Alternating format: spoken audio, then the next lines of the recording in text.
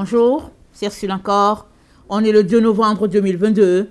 Alors, je viens sur la trompette une seconde fois aujourd'hui et je viens proclamer le retour de notre Seigneur Jésus-Christ. Soyons tous bénis. Amen.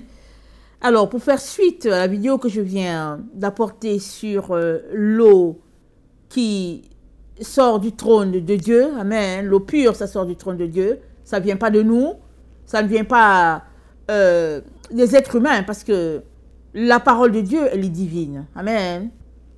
Pardon, c'est Dieu qui est venu à nous, et il s'est révélé à nous. Alors c'est lui qui nous communique sa parole, et elle nous guérit, et elle nous transforme. Alléluia, amen. Alors, avoir soif comme la femme samaritaine. Voilà le titre de cette vidéo que j'apporte. Alors, Jean 4. Le Seigneur sut que les pharisiens avaient appris qu'il faisait et baptisait plus de disciples que Jean. Toutefois, Jésus ne baptisait pas lui-même, mais c'était ses disciples. Alors il quitta la Judée, et retourna en Galilée. Comme il fallait qu'il passât par la Samarie, il arriva dans une ville de Samarie, nommée Sichar, près du champ que Jacob avait donné à Joseph son fils. Là se trouvait le puits de Jacob. Jésus, fatigué du voyage, était assis au bord du puits. C'était environ la 6e heure. Une femme samaritaine vint puiser de l'eau, et Jésus lui dit, « Donne-moi à boire. » Car ses disciples étaient allés à la ville pour acheter des vivres. La femme samaritaine lui dit, « Comment toi qui es juif, me demandes-tu à boire à moi qui suis une femme samaritaine? » Les Juifs, en effet, n'ont pas de relation avec les Samaritains. Jésus lui répondit, « Si tu connaissais le don de Dieu, et qui est celui qui te dit, donne-moi à boire, tu lui aurais toi-même demandé à boire, et il t'aurait donné de l'eau vive. » Seigneur, lui dit la femme, tu n'as rien pour puiser, et le puits est profond. D'où aurais-tu donc cette eau vive? Es-tu plus grand que notre père Jacob qui nous a donné ce puits, et qui en a bu lui-même, ainsi que ses fils et ses troupeaux? Jésus lui répondit, quiconque boit de cette eau aura encore soif. Mais celui qui boira de l'eau que je lui donnerai n'aura jamais soif. Et l'eau que je lui donnerai deviendra en lui une source d'eau qui jaillira jusque dans la vie éternelle. La femme lui dit, Seigneur, donne-moi cette eau afin que je n'ai plus soif et que je ne vienne plus puiser ici. Va, lui dit Jésus, appelle ton mari, et viens ici. La femme répondit, je n'ai point de mari. Jésus lui dit, tu as eu raison de dire, je n'ai point de mari. Car tu as eu 5 maris, et celui que tu as maintenant n'est pas ton mari. En cela, tu as dit vrai. Seigneur, lui dit la femme, je vois que tu es prophète. Nos pères ont adoré sur cette montagne, et vous dites que... Attendez, le lieu où il faut adorer, c'est à Jérusalem. Femme, lui dit Jésus, crois-moi, l'heure vient. Et ce ne sera ni sur cette montagne, ni à Jérusalem que vous adorerez le Père. Vous adorez ce que vous ne connaissez pas. Nous adorons ce que nous connaissons, car le salut vient des Juifs. Mais l'heure vient, elle est déjà venue, où les vrais adorateurs adoreront le Père en esprit et en vérité. Car ce sont là les adorateurs que le Père demande. Dieu est esprit, il faut que ceux qui l'adorent en esprit et en vérité. La femme lui dit, je sais que le Messie doit venir, celui qu'on appelle Christ. Quand il sera venu, il nous annoncera toutes choses. Jésus lui dit, je le suis, moi qui te parle. Donc voilà. Alors, on connaît tous l'histoire, hein? Si on est des chrétiens, on connaît à peu près l'histoire. Si on a grandi, on a dans la foi, tout ça, on connaît l'histoire un peu de la femme samaritaine. Ok? Alors, en lisant cette histoire, on voit tout de suite que ça tourne autour de l'eau, n'est-ce pas? Jésus, qui sait tout, amen, savait pourquoi il allait là-bas. Il savait pourquoi il a demandé aux disciples, il fallait qu'ils passent par la Samarie. Ils sont passés par là. D'habitude, les Juifs, ils contournent. Ils disent que la Samarie, c'est impur. Ils ne veulent même pas que leurs pieds touchent cet endroit impur-là. Ils contournent. Mais Jésus est passé dans la Samarie pour aller à sa mission. Alors, il vient à cette heure-là, à l'heure du midi. Et généralement, dans les zones chaudes, là où on puise de l'eau, on ne va pas puiser l'eau à midi. Okay? Là où il y a les puits, on ne va pas puiser l'eau à midi. parce qu'il fait extrêmement chaud. On puise l'eau généralement vers les 15h, 16h. C'est là que les femmes sortent pour aller puiser de l'eau. Mais à midi, généralement, tout le monde est assis chez soi. Mais si tu vois une femme qui sort à midi pour aller puiser de l'eau, c'est que soit elle a fait des histoires avec les autres, alors, et puis elle ne veut pas des histoires encore, ou bien elle est mécontente. En tout cas, pour une raison X, la femme va sortir pour aller puiser de l'eau. Ou bien, il y a une situation d'urgence et il faut puiser l'eau. Elle va courir rapidement au puits.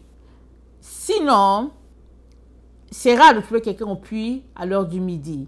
Parce que le puits, c'est aussi un lieu de rassemblement où les gens se retrouvent, ils puisent de l'eau, et puis ils s'en vont rapidement chez eux pour préparer, et puis bon, et laver les enfants et tout ça, et tout ça. Surtout de 15h, 16h que les gens vont au puits. Mais la femme, elle est arrivée au puits à midi. Alors Jésus savait qu'il allait la trouver là.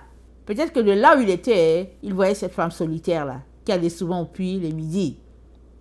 Et quand on écoute son histoire, on sait pourquoi elle va au puits à midi. Parce que quand Jésus lui a dit, va me chez ton mari, elle a dit, je n'en ai pas. Jésus lui a dit, tu as dit vrai. Les 5 là que tu as eu, ce n'est pas pour toi, ils ne sont pas à toi. Et puis celui-là même avec qui tu es, le 6e, ce n'est pas ton mari. Question de dire que elle se retrouvait dans une situation où elle prenait les maris des autres. Soit c'est le mari qui l'invitait à la maison, elle venait comme seconde femme. Soit sa beauté faisait que finalement le mari quittait la femme et puis il se retrouvait avec elle. Bref, Jésus lui demande de l'eau. Jésus apporte la conversation. Parce que les Juifs, comme on a lu, ils n'approchent pas les Samaritains. Ils les trouvent sales. Donc elle est étonnée qu'il y ait un Juif qui lui demande de l'eau. Elle est sous le choc. Elle s'est dit, mais c'est pas possible. Elle dit, mais attends. Elle dit, mais pourquoi tu me demandes de l'eau? Parce que on n'a pas de relation avec vous autres là. Pourquoi tu me demandes de l'eau? Et Jésus lui dit, mais si tu savais là, celui qui te demande de l'eau là, tu lui donnerais. Comment il a dit ça?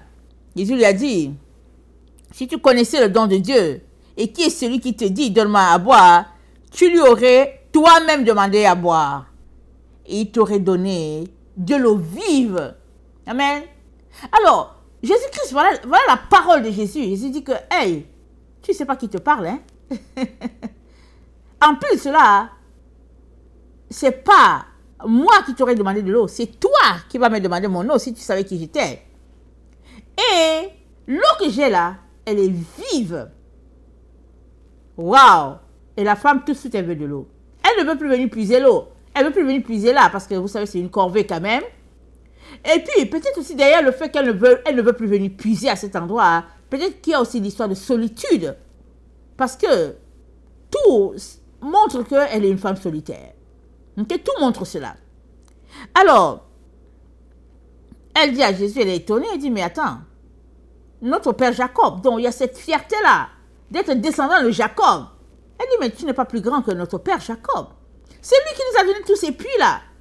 Alors, comment toi, tu peux me dire que tu as de l'eau vive? Moi, je veux ton eau. Je veux ton eau.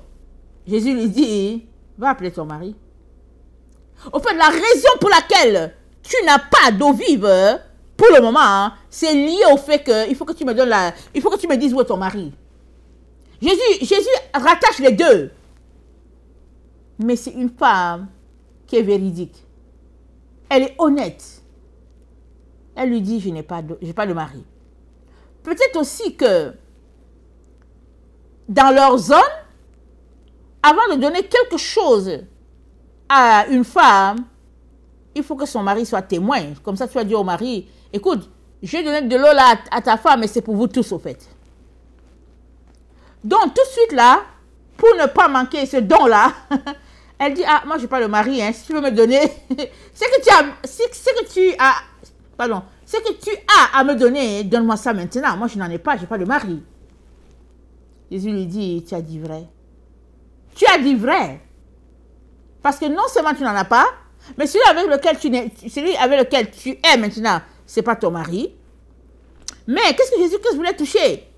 Jésus-Christ voulait toucher le fait qu'elle est à la recherche de quelque chose. Jésus-Christ voulait toucher qu'elle est en train de chercher de l'eau. Et cette eau-là, qui est source de bonheur, qui est source de bien-être, ce qu'elle cherche là. Jésus-Christ est en train de lui dire, tu ne peux pas trouver ça dans les hommes. Voilà pourquoi, voilà tu es dans ton 6e homme. Ce n'est pas là-bas que tu peux trouver ça, ce que tu cherches.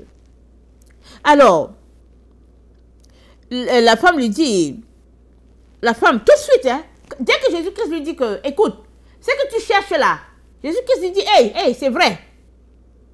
Celui avec qui tu es là, même ce n'est pas ton mari. Tout de suite, c'est la femme qui saute sur l'aspect spirituel. Elle dit, hey, nos pères ont adoré sur cette montagne, mais vous dites qu'il faut adorer là-bas, à Jérusalem. Tout de suite, c'est elle. C'est elle qui va dans le domaine spirituel. Pourquoi fait-elle ça? Parce que son cœur, son âme cherche quelque chose. C'est une femme qui est passionnée. Elle est à la recherche de quelque chose. Voilà pourquoi elle cherche dans les hommes. Elle n'arrive pas à trouver. Mais elle continue de chercher. Elle se dit, peut-être que je vais trouver ça ici. Peut-être que je vais trouver satisfaction ici. Je vais trouver satisfaction ici. Et finalement, Jésus lui dit, ce n'est même pas là-bas qu'il faut adorer. Jésus lui dit, vous là, vous adorez, vous ne savez même pas ce que vous adorez. Question de dire, c'est vrai, c'est vrai, vous êtes dans du syncrétisme. Parce que c'est ça que les Juifs reprochent aux Samaritains. Les Samaritains, ils étaient dans un méli-mélo de divinité. Ils avaient le Dieu de Jacob, le Dieu de Cécile, le Dieu, ils avaient tout mélangé, ils cherchaient, ils ont tout mélangé et puis voilà. Et Jésus-Christ lui dit, ce n'est même pas là-bas qu'il faut adorer, c'est pas sur la montagne. Il dit, les vrais adorateurs, ils vont adorer Dieu en esprit et en vérité.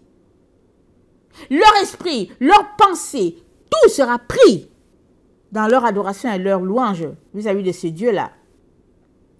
Et ils n'ont pas besoin d'aller à quelque part.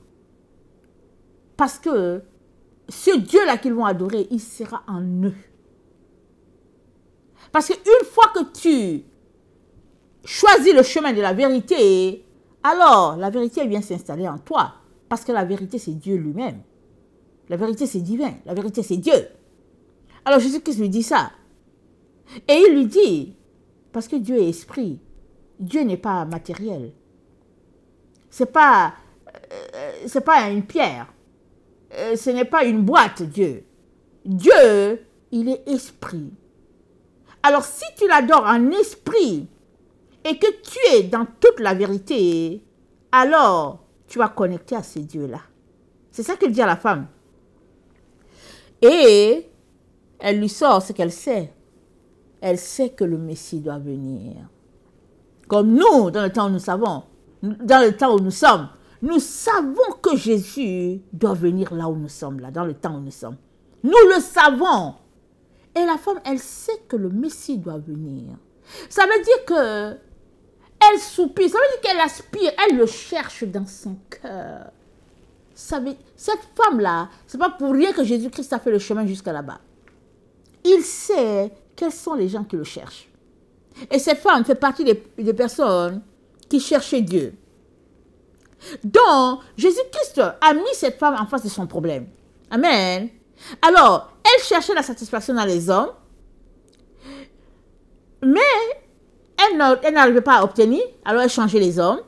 Alors, Jésus-Christ lui a aussi dit, avoir la vraie eau nécessite qu'elle donne tout à Dieu. C'est-à-dire, nécessite qu'elle donne tout son être à Dieu, pas aux hommes. Amen. Elle donnait son corps aux hommes. C'est là-bas qu'elle cherchait la satisfaction. Elle cherchait à être désaltérée. Elle cherchait le bonheur, la paix. Ce qui équivaut à l'eau. Mais Jésus-Christ lui dit, c'est pas là-bas. La direction, le moyen que tu as pris n'est pas le bon moyen. Amen. Et adorer le Dieu de Jacob nécessitait qu'elle puisse, au fait, être correcte. Amen. C'est pourquoi il lui a dit, celui qui est là, mais ce n'est pas ton mari. Hein. Parce que ça nécessite qu'elle sorte de cette vie-là pour pouvoir connecter à la véritable eau. Amen. Ça nécessite cela. Sinon, elle ne va pas pouvoir connecter. Parce qu'il y a toujours quelque chose qui la retiendrait. Et ce quelque chose qui la retiendrait, ce serait sa relation avec les hommes. Amen. La preuve est que quand elle a appelé tout le village pour dire venez écouter cet homme qui m'a dit tout ce que j'ai fait, les gens sont venus. Ça veut dire que les gens la connaissent. On connaît cette femme-là dans cette zone-là. On la connaît. Qu'elle dise, venez voir quelqu'un qui m'a dit tout ce que j'ai fait. Ils ont accouru pour dire, ah, s'il y a quelqu'un qui a dit à cette femme ce qu'elle a fait, on va aussi écouter cette personne. Parce que ce qu'elle a dû faire, ça n'a pas dû plaire aux gens. Ok? Ça n'a pas dû plaire. Et Jésus voulait la guérir aussi. Amen. Parce que son cœur cherchait Dieu, puisqu'elle sait qu'il faut adorer Dieu dans une montagne, sur une montagne à Jérusalem. Elle sait ça, théoriquement. Alors Jésus savait que cette femme, elle cherchait Dieu, mais elle avait son bagage. Amen. Son bagage social qui était un handicap. Et il voulait la guérir. Parce que quand les gens sont venus, on dit qu'ils sont venus et... Attendez. Je vais lire.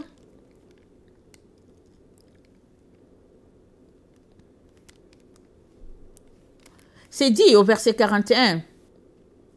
Un beaucoup plus grand nombre crurent à cause de sa parole. À cause de la parole de Jésus. Un beaucoup plus grand nombre crurent à cause... Attendez. À cause de sa parole, la parole de Jésus. Et ils ont dit à la femme, ce n'est pas à cause de ce que tu as dit que nous croyons, car nous l'avons entendu nous-mêmes. Vous voyez, hein, il y a un problème déjà. Ils disent à la femme, hey, tu sais quoi, ne va pas t'attribuer ça, hein, mais nous-mêmes nous l'avons entendu. Mais ça ne change rien au fait que tous ces gens-là, ils ont été comptés, amen, dans le panier de la dame. Parce que c'est elle qui a lancé l'appel. Elle a dit, eh oh, venez. Elle a invité. Elle a invité les gens à venir écouter quelqu'un qui a exposé sa vie. Et là où il y a la transparence, il y a la guérison. Il y a la gloire de Dieu. Parce que si elle n'avait pas dit aux gens, regardez quelqu'un qui m'a dit tout ce que j'ai fait, je ne sais pas si les gens allaient venir. Parce que ça veut dire qu'elle avait un comportement que les gens n'aimaient pas. Ils ont dit, ah, celle-là, il y a quelqu'un qui révèle ce qu'elle a fait, quelqu'un qui dévoile ce qu'elle a fait. On veut bien écouter cet homme-là. On veut bien écouter. Qu'est-ce qu'il a à nous dire de l'attitude d'une telle femme? Amen. Et Jésus-Christ est venu, il a guéri. Il est venu, il a restauré. On ne connaît pas la suite, comment le linge a continué de se laver. Dans cette famille-là, en Samarie, on ne sait pas. Avec, entre voisins et puis camarades et tout ça, on ne sait pas. Mais on sait une chose. C'est que Jésus-Christ a sauvé beaucoup d'âmes. Et il est ressorti que la montagne où on adore peut se retrouver dans le cœur de tout un chacun. Puisque on adore Dieu en esprit et en vérité. C'est ça qu'il demande. L'adoration divine n'est pas selon ce que nous, on pense que ça devrait être. Ce n'est pas selon ce que toi, tu penses. Parce qu'une personne A peut penser, elle peut penser ainsi. La personne B peut dire non, c'est cela. La personne C va dire que non, plutôt c'est par ici. Mais Dieu dit, si vous voulez m'adorer, il dit alors adorez-moi en esprit et en vérité. Et vous n'avez pas besoin de vous déplacer à Jérusalem. Ce n'est pas de cette montagne-là qu'il est question. Il est question de la montagne de l'Éternel, c'est-à-dire ton cœur. Amen. Si ton cœur est connecté à la vérité, alors ton cœur devient cette montagne là où Dieu demeure, parce qu'à tous les jours, tu transformes ton cœur à la gloire de Dieu. Si ton cœur est connecté au mensonge, alors à l'orgueil, alors la montagne où tu vas adorer, ce sera la montagne où le diable adore. Là où il y a les richesses de ce monde, là où il y a les divinités de ce monde. On a déjà vu cela. Mais la montagne où Dieu se trouve, amen,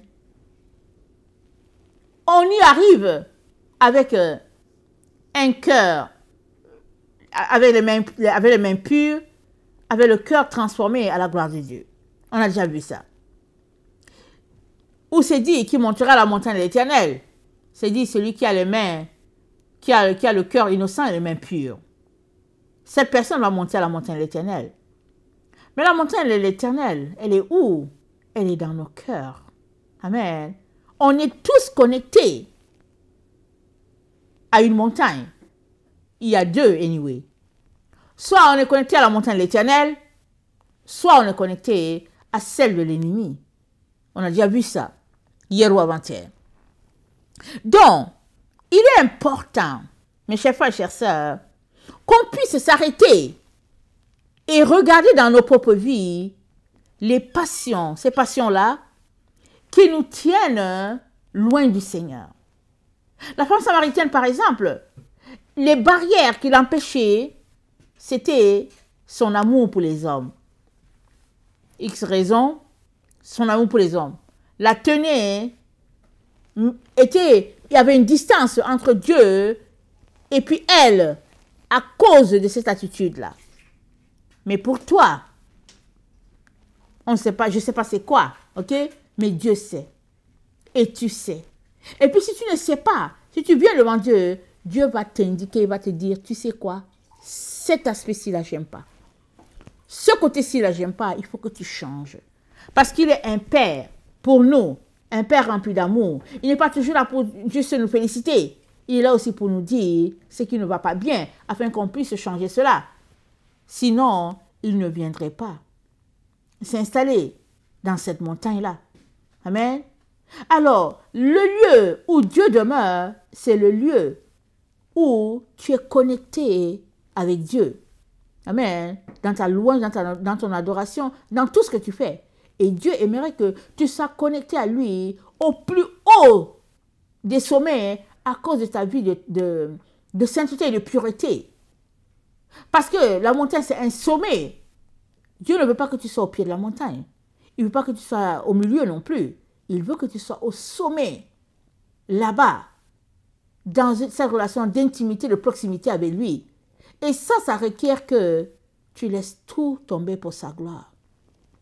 Tout, que tu aimes la chose ou pas, que tu laisses tout tomber et que Dieu puisse passer en priorité. C'est ça qu'il attend de chacun d'entre nous. Et voilà pourquoi Jésus-Christ a dit à la femme samaritaine, il lui a dit, si tu savais qu'il te demandait de l'eau, c'est toi qui lui aurais demandé de l'eau. Parce que tu ne sais pas qui te parle. Et très souvent, c'est ça qui nous arrive. On ne sait pas qui est Jésus. On ne sait pas qui est Dieu. Si bien que on n'arrive pas à connecter à lui, ou bien on le néglige, on le méprise, parce qu'on ne sait pas qui il est. Mais si on réalisait seulement qui était notre Dieu, je vous dis, on laisserait tout pour lui. Mais malheureusement, pour ceux qui veulent toujours voir avant de laisser tomber, Jésus-Christ, tu goûtes à lui seulement quand tu as tout laissé tomber. Quand tu as tout laissé tomber, tu peux goûter et dire, ah, combien Dieu est bon. C'est quand tu as tout laissé tomber. Mais si tu fais partie des gens qui disent que non, quand je vais d'abord goûter, je vais laisser tomber, alors ça n'arrivera jamais. Parce que ce qui est important, c'est la place que tu lui donnes. Mais si toi tu te comportes juste de manière à profiter, Dieu ne va pas se laisser découvrir. Il se laisse découvrir par tous ceux-là qui le cherchent et qui le cherchent d'un cœur sincère. Voilà pourquoi il a dit, vous connaîtrez la vérité et elle vous rendra libre. C'est la vérité qui nous a franchis. Vous connaissez la vérité et elle vous rendra libre. Mais il faut d'abord poser un pas, connaître d'abord la vérité. Connaître la vérité, la faire sortir sur toi-même. Exposer qui tu es. Et évidemment, Jésus ne te condamne pas. Expose devant lui, viens devant lui, parle-lui, dans les pleurs, les larmes, tout, parle-lui. La Bible ne nous dit pas que la femme samaritaine est venue et pleurer pour dire que oui, c'est vrai, j'ai eu Saint-Marie, tout ça. Ça peut arriver, mais ce n'est pas ça qui s'est passé. Ça s'est passé simplement et ça s'est passé dans elle a eu sa délivrance. Parce que dès qu'elle a dit que je parle de Marie, Jésus-Christ lui a dit, tu dis la vérité. La base de toute chose, la vérité. Et nous avons besoin d'arriver à ce stade-là où il est important d'arrêter de se leurrer. Il est important d'arrêter de marcher dans l'illusion, de croire qu'au fait, dans le fond, voilà, je me suis fait baptiser, et puis donc voilà, après tout, et puis bon, voici. Non, non, non, arrêtons. Arrêtons nos faux raisonnements. Est-ce que là où tu es, tu as connecté à Dieu via Jésus-Christ? Est-ce que tu l'entends? Est-ce qu'il t'entend? Est-ce qu'il y a cette intimité-là? Est-ce que tu es satisfait dans ta relation avec lui? Sinon, va devant lui. Pleure devant lui. Appelle-le au secours. Il t'aidera. Parce qu'il est venu pour les personnes malades. Pas les personnes bien portantes. Les personnes bien portantes n'ont pas besoin de lui. Mais il est venu pour les personnes malades qui ont besoin d'aide. Vas-y donc vers lui et il va t'aider. Amen. Dans dans Colossiens 2,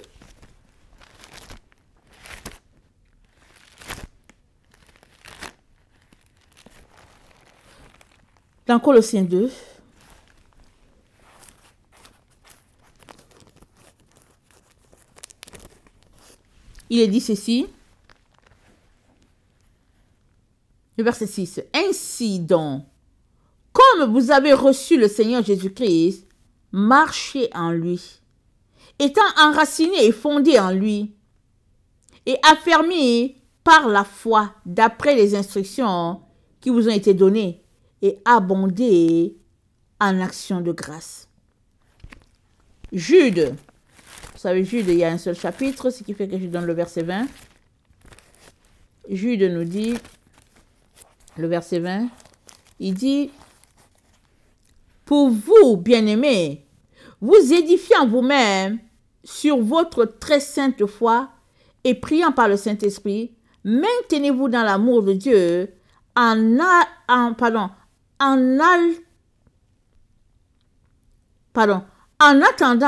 la miséricorde de notre Seigneur Jésus-Christ pour la vie éternelle. Reprenez les uns ceux qui contestent, sauvez-en d'autres en les arrachant au feu, et pour d'autres encore, ayez une pitié mêlée de crainte haïssant jusqu'à la tunique souillée par la chair. Or, à celui qui peut vous préserver de toute chute et vous faire paraître devant sa gloire irrépréhensible et dans l'allégresse, à Dieu seul notre Sauveur, par Jésus-Christ notre Seigneur, soit gloire, majesté, force et puissance, dès avant tous les temps, et maintenant, et dans tous les siècles. Amen.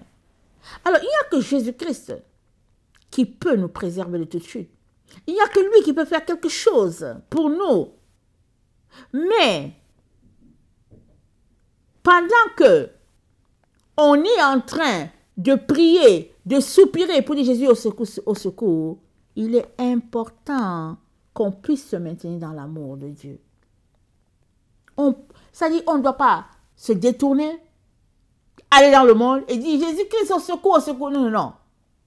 On doit faire notre part.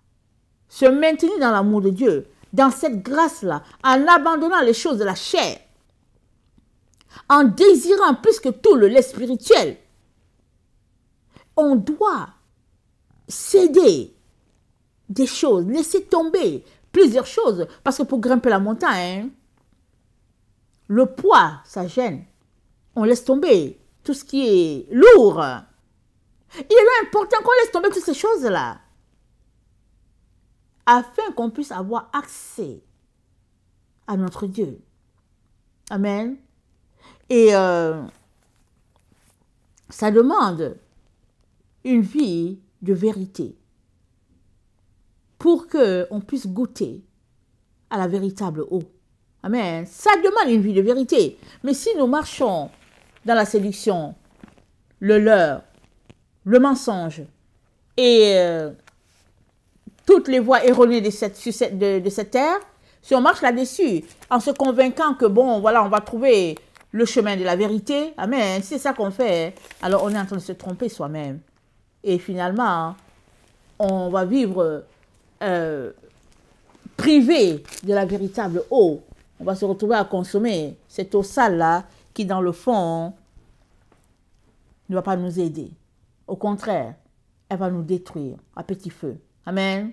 Le Seigneur nous appelle tous à soupirer, à aspirer à la véritable eau. Et comme il l'a dit à la femme samaritaine, les vrais adorateurs, ils adorent Dieu en esprit et en vérité. Et c'est ça que Dieu demande. Dieu ne demande pas plus. C'est juste ce qu'il demande. Faisons donc ce qu'il demande. Amen. Et la gloire de Dieu nous visitera. Amen. Soyez tous bénis. Je vous aime beaucoup. Et Dieu davantage. Maranatha, Jésus revient. Amen et amen.